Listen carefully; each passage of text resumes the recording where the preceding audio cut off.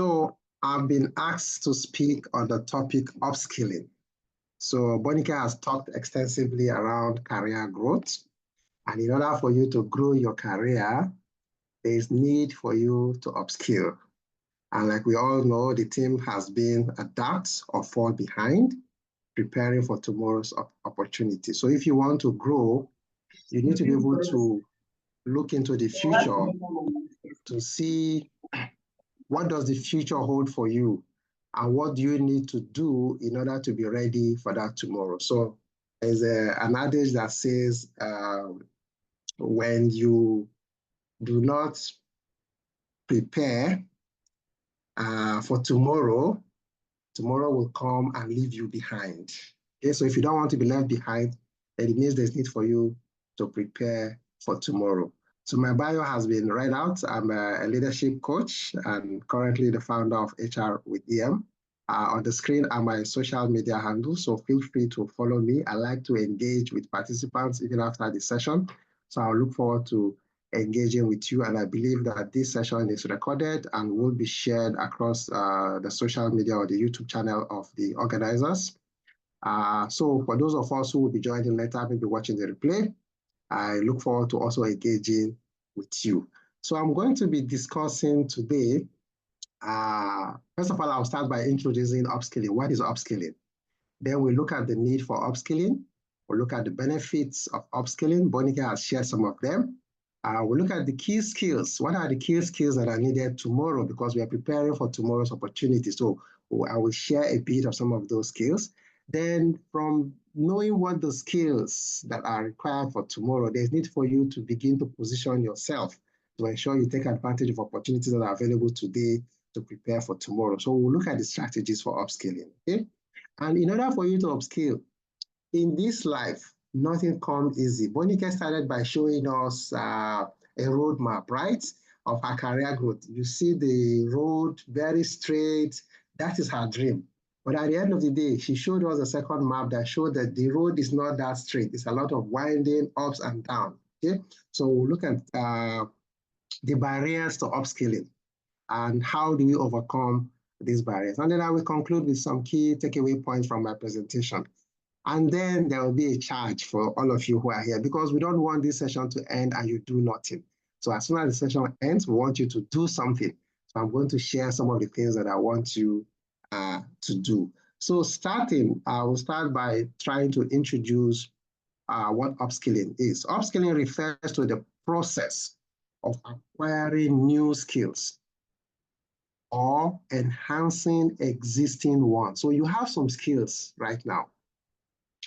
You then need to determine for tomorrow, from the way this organization is going, if you find yourself in an organization, from the way this organization is going, what are the skills that will be relevant, that will make me relevant in this organization? And then you begin to build those new skills, okay? Or you already have some, but it's not fully developed. You also begin to work towards ensuring that you develop them. So let's say, for instance, you're an HR person, and the only thing you know in HR is compensation and benefits. You don't know any other thing. You don't know about organizational development structures, just payroll, okay? And even the payroll part is just how to prepare the payroll. You don't know anything about how do you develop compensation structure. So you see, you need to enhance that particular skill. Maybe that is what is required within the organization. So acquiring those new skills or enhancing the one that you have. And why do you do those things? You do them because you want to stay relevant. You want to stay competitive. When we are looking through the people within the organization and we want to determine who to keep and who to let go, we will only keep those ones who have skills that would help us get to where we want to get to as an organization. And so you need to position yourself, because sometimes you see that organizations are expanding. As they begin to expand, or maybe there is a merger, you notice that some people are let go while others remain. And if you look critically at those ones that are allowed to remain, you will notice that they have something, there's an edge that they have over and above those that have been asked to leave. So that's why upskilling is very key. And the second part of my introduction says that in today's fast-paced, technology-driven world, upskilling is crucial. Okay? It's crucial to professionals. Why is it crucial? Number one, for you to stay ahead of automation. Today, everyone is talking about AI. Do you know how to use any AI tool to enhance your work? Or will the people who understand how AI work will take over your job? When we started talking about AI, people were afraid that AI is going to take our job, AI is going to take our job. But the truth is that AI is not really taking anyone's job. The people taking your job are those who understand how to use AI to make their job efficient, to make their work efficient. So if you don't have that skill, then you're at risk. You are likely going to go extinct. So it means that there's need for you to upskill, acquire that AI skill so you'll be able to use the AI tools to make your work easy, okay? Now, the other reason is adapting to shifting industry trends and demand, enhancing your career prospects and mobility. So I'd like to give this example, okay? I started my career first as a stenographer. I moved from a stenographer to a certified network engineer. From a certified network engineer, I moved into HR. From HR, I'm now moving into coaching. Okay, so going through all these different stages and these different areas of these career prospects, I had to upskill myself to become relevant. And immediately I finished my coaching certification, opportunities began because I looked at, okay, after HR, what next? By the time I retire from this job that I'm doing, what will I want to be doing going forward? I started thinking, and then I stumbled on coaching. I've been mentoring people. I've been giving career counseling, but I wasn't a professionally certified coach. I decided to take a professional certified coach course. And at the end of the day, by the moment I finished, even before I finished, I started having opportunity to coach people. So because I've made myself relevant, ready for tomorrow, those opportunities as they presented themselves, I became ready. I was ready, and I'm able to utilize them. And that has improved my earning power. Okay, so that's basically what upskilling does for you. When you upskill yourself, you get ready for an opportunity. And this has given me an opportunity to work with global companies that ordinarily I would not have provided coaching for them if I wasn't professionally certified as a coach. So upskilling also helps to boost your performance, okay? Boost your productivity. And it also makes you to remain relevant and competitive in the job market. So if you want to be relevant in your current role, you want to be relevant in the job market for people to look out for you, don't just stay in your job. So I have situations where people join organizations and they stay in that particular role and they are complaining, I'm not being promoted, I've been here for 5 years, I've been here for 10 years. And you wonder, why am I not being promoted? Other people have been promoted. The question I usually would put across to them is, what have you done to develop yourself, to show the people that you are working with that you are better than what you are currently doing? If you are waiting for the organization to invest in you, okay, you will stay there for a very long time because the organization will only develop you for the current job that you are doing. They will not invest in you to do a higher level job. So you need to go out of your way to begin to invest in yourself to do a higher level job and then show that you can do that higher level job. And then the organization will then challenge you with that particular job. If you're all still with me, please put in the chat, yes, yes, double yes, if you're still with me. I want to be sure that I'm not just speaking to myself and that people are with me. Can I see some double yes in the chat box? Okay, great. So people are still with me, fine. Okay, let's go ahead. Okay, so why do we need upskilling? So there are two major reasons that I want us to look at. One, let's look at the skill gap in Nigeria. Okay, we notice that when people graduate from school, we have that challenge everywhere. When people graduate from school, you notice that what they teach in school is different from what the organizations are looking for. And that's a very big gap. I remember when I was in the financial services industry, we always have that problem, especially in the microfinance sector. You have people who go to school, but they don't have the practical knowledge of what we do in microfinance. So some people from the regular deposit money banking sector will come and think that they can do microfinance, and they find out that they cannot do the microfinance job. So what is required at work is usually not what is taught in school. You come to an office, you notice that part of what you're expected to do at work, you need to be able to write very good emails, you need to be able to write good letters, you need to be able to make presentation, present facts, data, to be able to argue a point, If you are proposing an initiative, you need to back it up with data, right? So we've noticed that sometimes people who graduate from school, they come in, they can't write simple emails, they struggle to write business letters, they struggle to write business emails. Some of the skills that are required, theoretically, yes, they might have the knowledge theoretically, but because they've not had any hands-on experience, so it's difficult for them to deliver on the job right from school. So what do? Usually I encourage people, while you're in school, look for opportunity for internship. What this internship does for you is that it exposes you to the experiences of how to apply some of those things that you've learned in school, okay, directly in the workplace. So let's even say you did statistics. Statistics is very relevant in your workplace, but because you've just studied statistics, how to do those calculations, you can't relate it to what to do in school, okay? So there's that mismatch.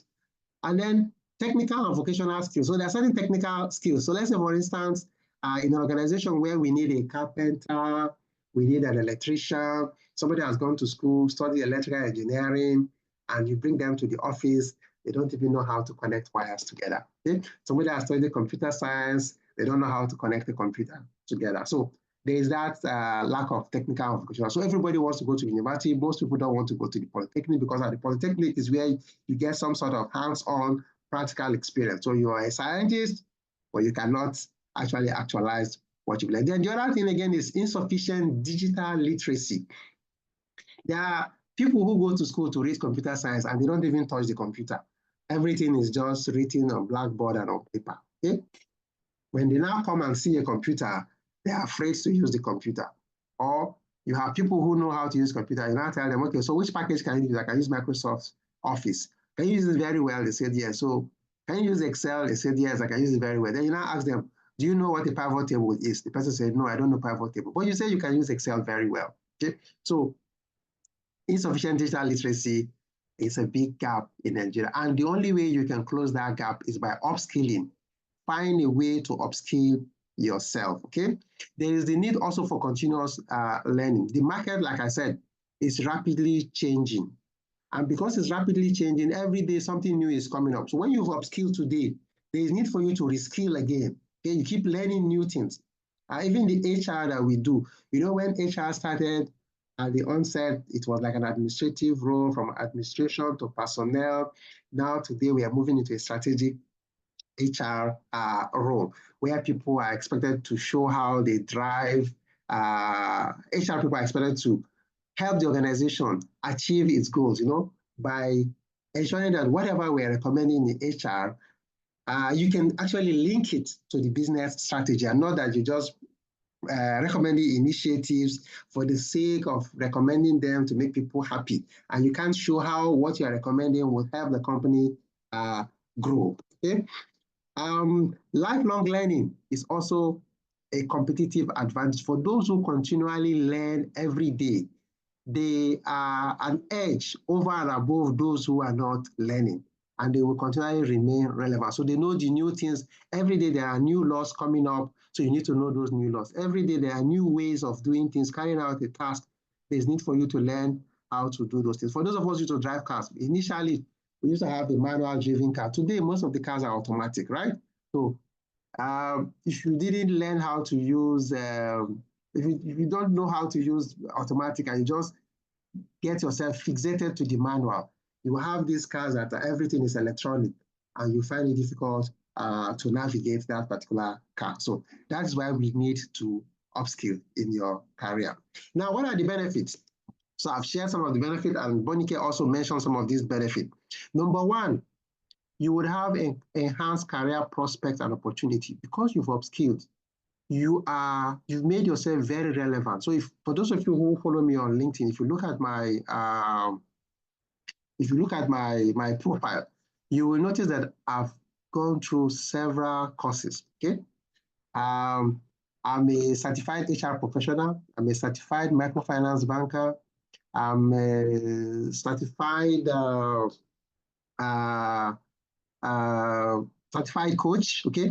Several certifications that I've taken, workplace investigator. So I've done several courses just to make sure that I keep acquiring several skills that will be relevant in my job. Okay? So wherever I find myself, whether it's in the hospitality, whether it's in the IT space, whether it's in the banking space, I ensure that I learn about that particular industry and I try to get a certification within that particular industry that will help me advance and make sure that I'm very relevant. Then the other thing it does is that the more you acquire or upskill yourself, your earning potential continues to rise, okay?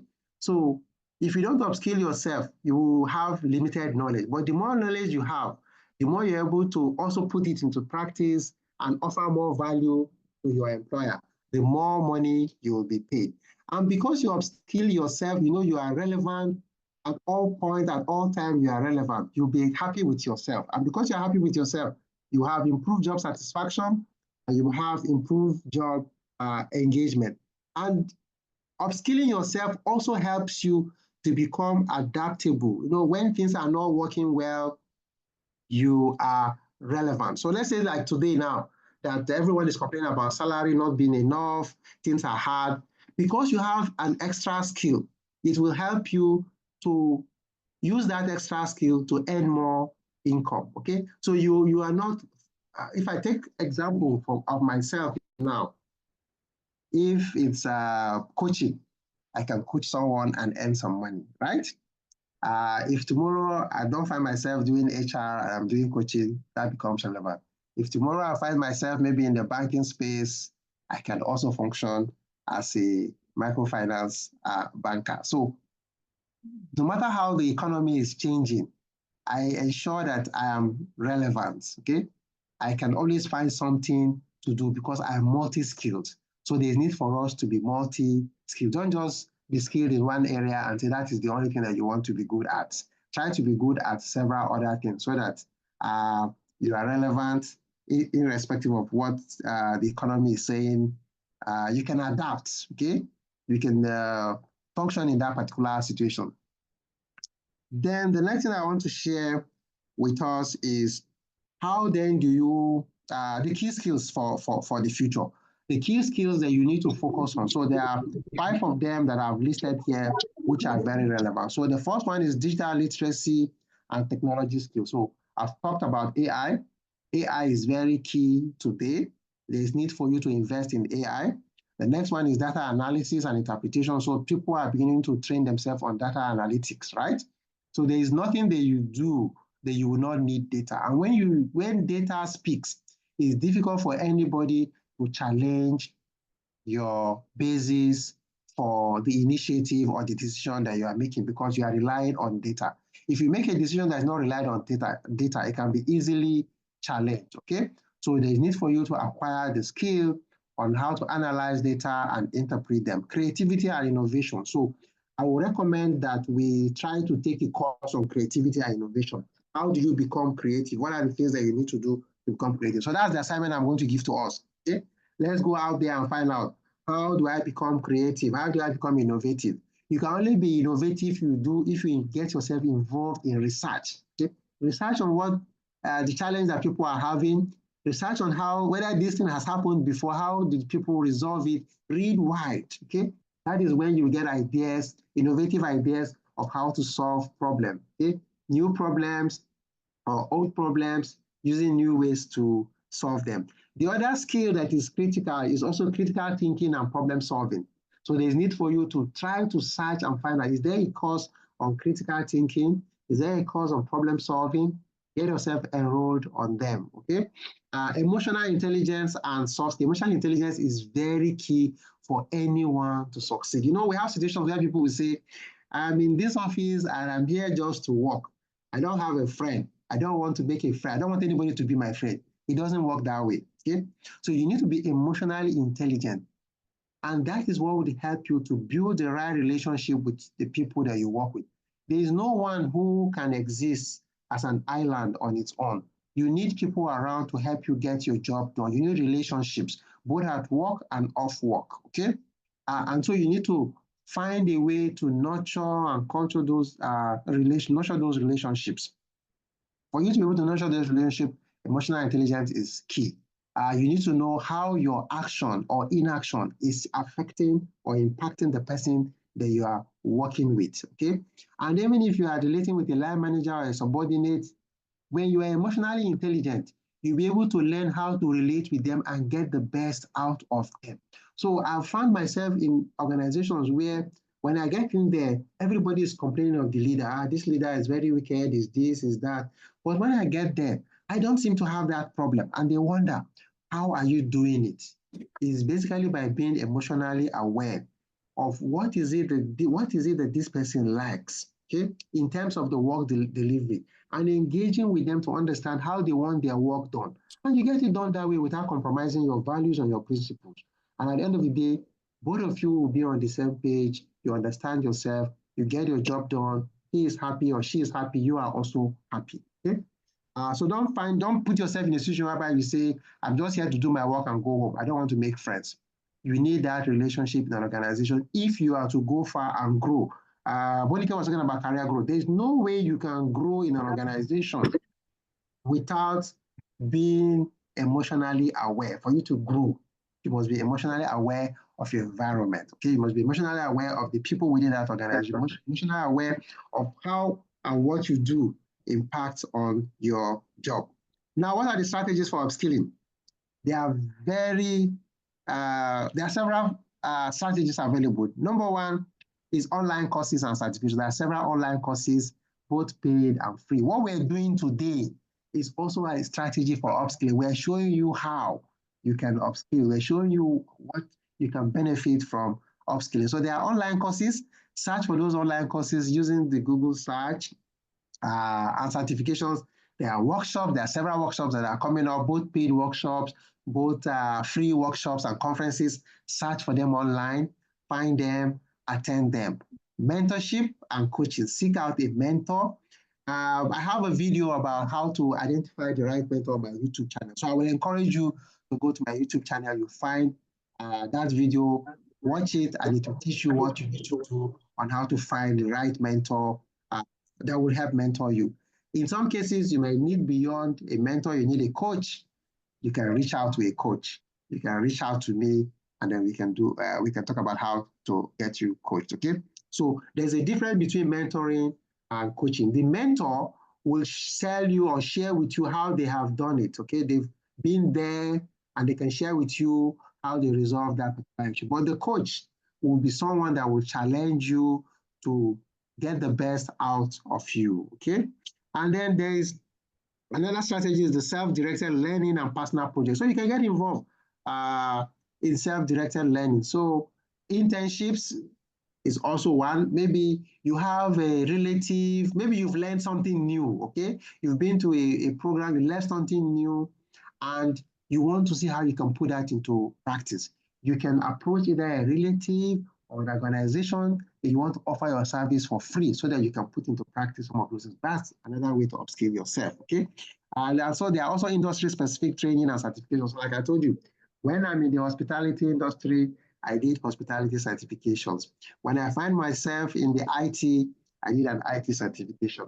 When I find myself in the microfinance sector, I became a microfinance certified banker, right? So when you find yourself in any industry, try to understand that industry and be certified in that space. That makes you relevant. So when they're letting people go, say for instance, okay, I'm in HR, but because I'm a microfinance certified banker, let's say there is no more HR role. We want to downsize the HR role. I can move into operations in the microfinance because I'm already a certified banker. So that makes me relevant at all times. It means that the organization decided to say, okay, we want to focus just only on people who have core knowledge of our business. I am relevant. And so that is what would also help you. Now there are barriers. You say, okay, I want to do all these things, but I don't have time. I'm very busy. We all have time, okay? We all have 24 hours in a day. And within the 24 hours, there are ways and means that we can optimize our time. You only just need maybe 30 minutes. 30 minutes out of your 24 hours.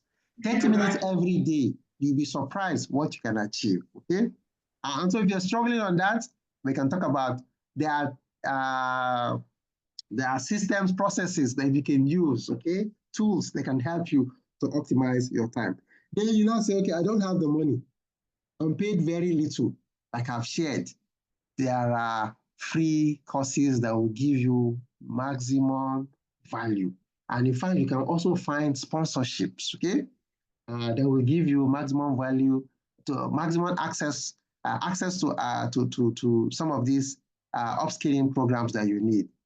If you are lacking motivation, accountability, you need someone. Okay? That's where you need a mentor. That's where you need a coach that will help you to ginger that motivation and then hold you accountable. Like I posted something on my LinkedIn page where I talked about the last 10-kilometer walk that I did. And then one of my professional colleagues who follows me online just posted that she would like that she's been desiring to, go for one of these races. And immediately she said that. I told her, okay, I'm going to be in your WhatsApp. And I've been following her up. So I'm now holding her accountable, okay? She desires to do something. So you need someone who will help to push you to ensure that you get that thing done, okay? Then you can say that I have limited access to resources and opportunities. Opportunities are everywhere. You only need to ask questions, okay? Ask question and somebody will show you the way. There is always someone who knows someone that will lead you to where you want to get to. In conclusion, I would like to share with us that the job market, like we know, is evolving rapidly. And because the job market is evolving rapidly, upskilling is crucial if you want to succeed. And I've also shown us that the skill gap is a significant challenge, especially in Nigeria. Okay, I've talked about people graduating from school not being employable because they don't have all the right skills that is required. And so I encourage people who are in school to begin to acquire this workplace skill, people who are in school to begin to acquire workplace skill that will enable them become employable. And if you're in unemployment, what are you doing to upskill yourself? The mantra for you is that you should be the CEO, okay? The CEO of your career development. I also have a video on my YouTube channel that talks about career development plan. So maybe that's something you need to also try to take a look at. It will show you how to develop that career development plan. So the importance of upskilling, okay? Here I said that upskilling is no longer a luxury. It's a necessity. You can't avoid it, okay? If you want to enhance your career prospect and mobility, you must upskill. If you want to boost your earning potential, you must upskill. If you want to stay relevant and competitive in the job market, you must upskill. If you want to drive innovation and growth in the organization where you find yourself, you must upskill. So this is the quote that I would like to leave with us. Don't wait. Start upskilling today. Invest in yourself and take control of your career. And then you ask me, how do I get started? How do I do this? The first thing you need to do is to identify the skill gap. What is the skill gap that you have? Identify where you want to go to and then where you are today. Now, try to work out the skill gap. And when you work out those skill gaps, explore upskilling opportunities, okay? Then create a learning plan. That learning plan would help you be able to close that gap. And you need to start today. Don't wait till tomorrow. As soon as we finish this session, outline those things that you want to do and begin today. In fact, what I would like us to do from today is that everyone on this call share one or two takeaways on your LinkedIn page. Bonike talked about the importance of having the LinkedIn page. Share one or two takeaways today on your LinkedIn page. Okay? So the quote that I would like to leave with us here is, anyone who stops learning is old, whether at 20 or 80. Anyone who keeps learning stays young. This is a quote by Henry Ford. So if you keep learning, you will stay young. And what do I mean by staying young? You'll be relevant. You are ever relevant when you keep learning. But if you stop learning, you'll be old, you'll be discarded. Okay? Doesn't matter your age. I've provided the link to my YouTube channel there. You'll find more resources. It's bit.ly/HREM-TV. You'll find more resources there. So I'll be glad to take your questions. Thank you very much for listening to me. I hope that you were able to pick up something from what I've just shared. And for my social media handles once more, this is it. feel free to connect with me. I look forward to hearing from you and chatting with you on the subject. Okay, so over to the moderator. So I think I took 18 minutes, right? Or yes. I can't remember. Okay, thank you very much.